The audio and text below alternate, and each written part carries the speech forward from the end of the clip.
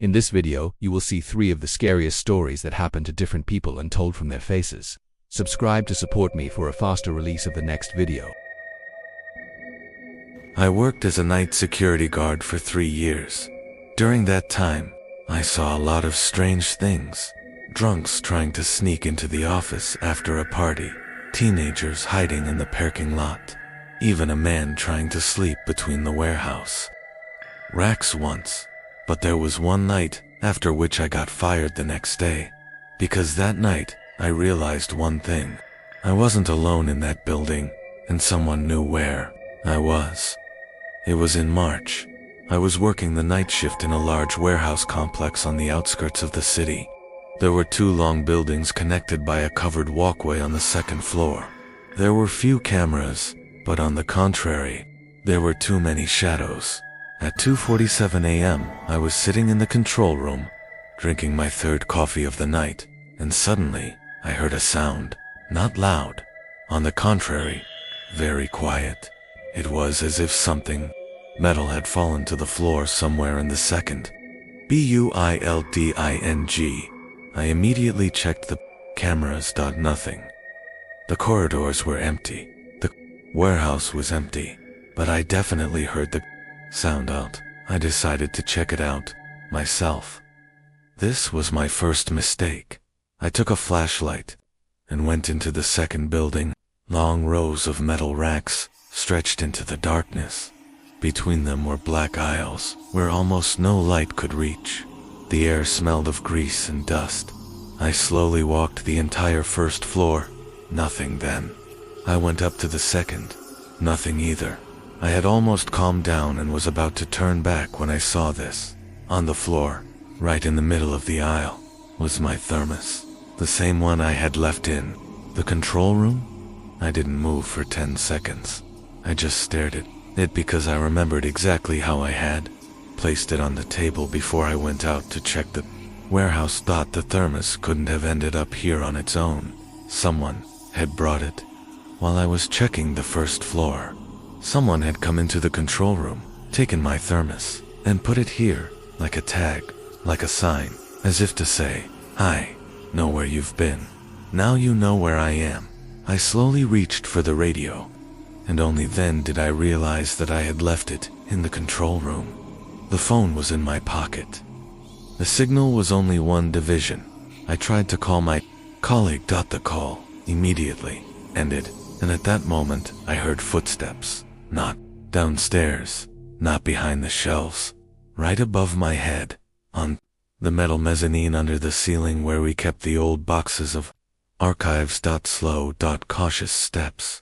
The man tried to walk quietly, but the mezzanine floor vibrated slightly from his weight. I immediately turned off the flashlight. Darkness covered everything instantly. I stood completely still and tried to control my breathing. The footsteps stopped. We both froze in the darkness and listened to each other. This went on for almost a minute. Then, I heard this man slowly move towards the mezzanine ladder. The metal creaked softly. He began to descend towards me. I didn't wait. I turned around and started walking towards the exit. Don't run. The main thing is not to run. Because if I run, he will definitely hear and understand the direction. I counted the steps to the door. 12:10.7. Behind me, I heard the metal rungs of the ladder clanked softly. He was descending. 5 steps.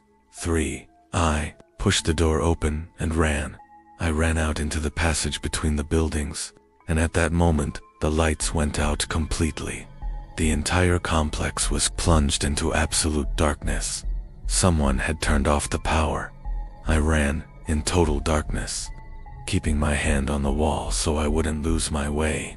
My feet knew the way. I'd been walking here every night for 3 years. I ran to the control room, rushed inside, and bolted the door. I grabbed my radio base. This is the 1st post. I have an emergency. The building is not empty. I need help. The police arrived about 9 minutes later. They searched both buildings. Nobody. But they found something else. There was a small backpack on the mezzanine.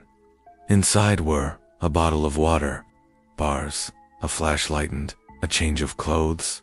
Someone was preparing to spend more than 1 hour there, maybe even more than one night. No one ever found out who it was or why. The camera on the mezzanine hadn't worked for several weeks, and I didn't even know about it. I got off work the next day, but sometimes, when I wake up around 3 in the morning and the apartment is dark, I think about that thermos that was lying in the middle of the hallway, and about something else. If that backpack had been there for a long time, then how many nights had this person been watching me? Asterisk, before I realized it.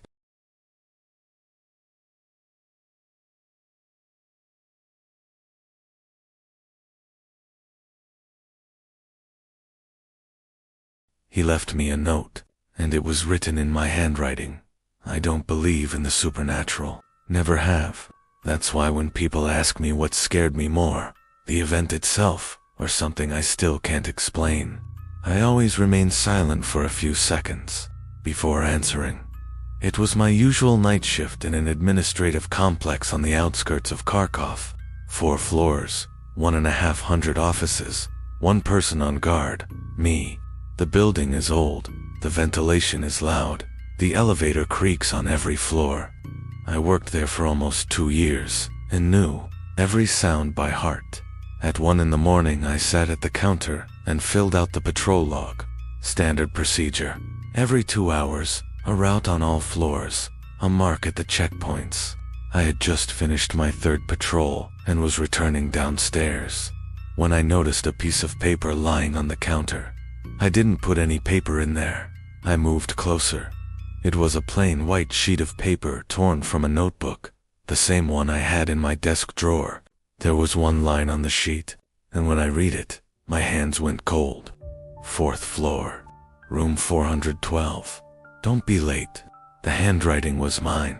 I compared it to the magazine, the same slanted H, the same loop on the Y. Either someone had been studying my handwriting for a very long time, or I had written it myself and didn't remember. Either option was equally eerie. I checked the camera above the counter. The angle of view was the entire lobby. There was no one on the recording for the last hour except me, but the sheet appeared between 112 and 123. Just when I was on the upper floors, there is a blind spot. A small one literally 2 feet right under the camera. If you know where to stand, the camera won't see you. Someone knew.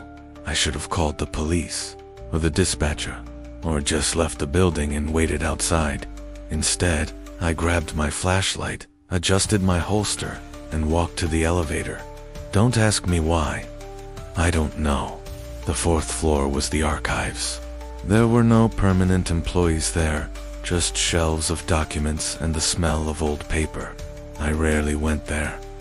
The elevator opened into a dark hallway. There wasn't even any regular lighting, just the small red lights of the fire detectors under the ceiling.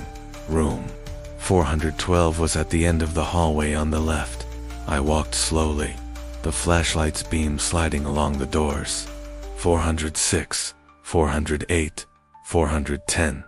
The closer I got, the more distinctly I could hear it. From behind door 412 came a quiet, even sound, like breathing or ventilation. I tried to convince myself that it was ventilation. I reached for the handle, and then my flashlight went out. Not gradually, suddenly, instantly. I shook it, pressed the button. New batteries. I had changed them 3 days ago. I stood in absolute darkness, my hand on the cold doorknob, and I heard this even sound behind the door. And then the sound stopped, and immediately after that footsteps. Not behind the door, behind me in the corridor. Quiet, slow. Someone was walking in the darkness without a flashlight, and in no hurry. I turned sharply and shouted, "Security, stop!" Silence. I pulled out my phone. The screen lit up a few meters around. The corridor was empty, but on the floor, right where I had just stood with my back to a tall wet footprint, a single one. Fresh. I never went to room 412 again. I went to the elevator, went downstairs, called the dispatcher, and told him there was an intruder in the building. 20 minutes later, the police arrived. We searched all 4 floors. Room 412 was locked from the inside with a regular deadbolt, the kind that only opens from the inside, without a key. When the policeman broke down the door, there was no one there. Just shelves, dust, and a wide-open window that looked out onto the fire escape. The note was taken as evidence. A handwriting examination confirmed that it was written in my handwriting. The case was closed 2 months later, with no suspects and no explanation. I still don't know what it was, but I will remember that night forever, not because of the fear of the dark or the footsteps behind me, but because of one simple fact. Someone had entered the building I was guarding. They had found my notebook. He wrote a note in my handwriting and went into the room to wait. He knew I would come.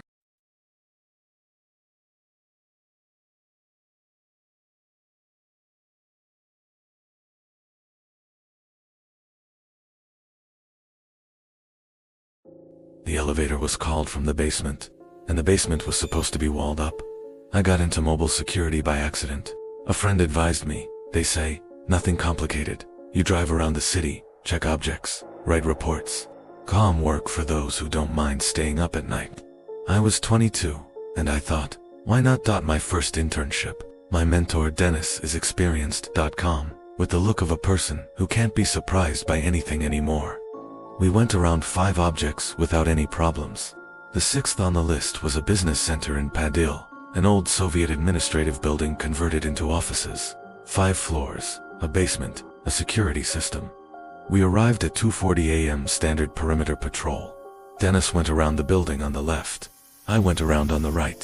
We met at the main entrance, and he said, everything is clear. Let's go in, check in on the panel and move on. We went in. Dennis went to the control panel in the lobby, and suddenly stopped. I went closer and saw what stopped him. The elevator indicator was on the panel. The elevator was moving, up slowly, floor by floor, and it was not going from top to bottom, but from bottom to top, from the -1 level. From the basement. Dennis silently took out his phone, and began to leaf through the documents on the object. Then he looked up at me, and said something that took my breath away. The basement of this building is sealed. There is no electricity there. The elevator hasn't been going there for 4 years. The elevator stopped on the 3rd floor. We stood and looked at the number 3 on the indicator. Dennis was the first to break the silence. We're not making any calls yet. We'll check it ourselves.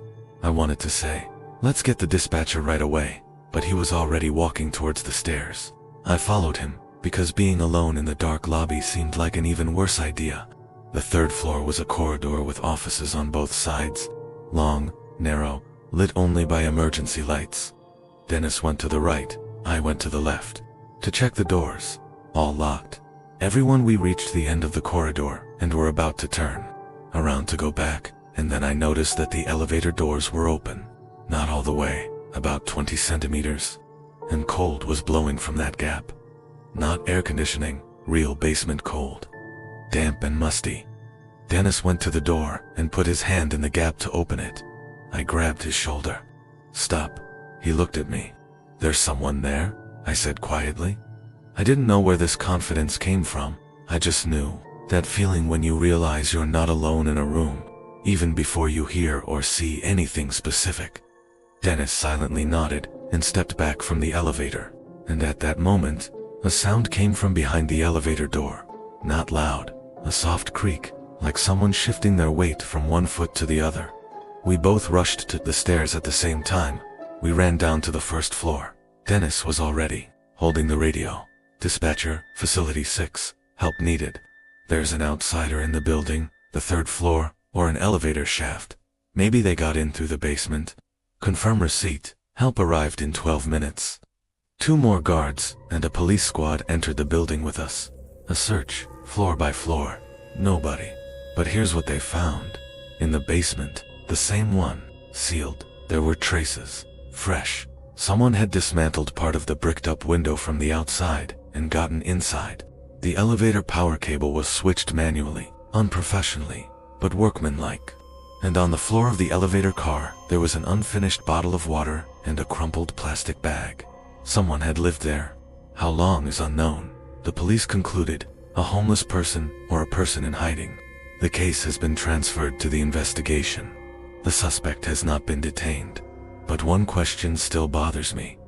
The elevator was moving up, so someone called it from the inside and was going up.